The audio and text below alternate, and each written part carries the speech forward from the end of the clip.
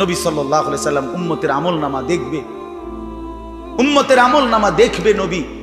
আর দেখা নবী সাল্লাল্লাহু আলাইহি ওয়াসাল্লাম উম্মতের এই আমলনামা হাতে নিয়ে যখন দেখবে পৃষ্ঠার পর পৃষ্ঠা, ফজরের নামাজ নাই, 30 বছর মিথ্যা বলে, 30 বছর সুদের লেনদেন, 40 বছর হারামের ব্যবসা করছে, কোনোদিন 5 ওয়াক্ত নামাজ পড়ে নাই, স্ত্রী পর্দা করে নাই, ছেলেটা নামাজ পড়ে নাই, ঘরের মধ্যে অনবরত টেলিভিশন চলছে।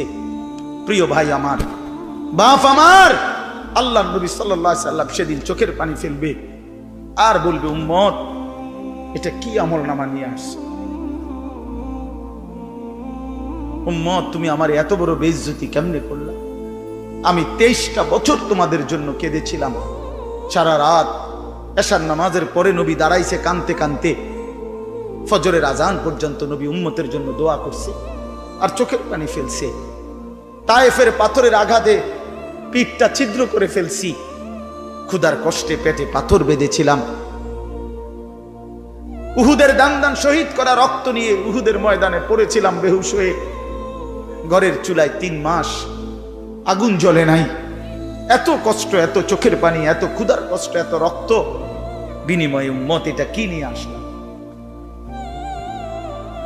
নামাজ কই, সেজদা কই, রুকু কই, ফজর জোহর আসর মাগরিব এশা কই, হারাম থেকে বাঁচা কই, হালাল উপার্জন কই, জিকির কই, তেলাওয়াত কই, আমার সুন্নত কই? কেমনে এমনি ভুলে গেলা উম্মত? আমার এত বড় বেইজ্জতি কেমনে করলা? আমার এত বড় অপমান কেমনে করবে? কি জবাব দিবেন?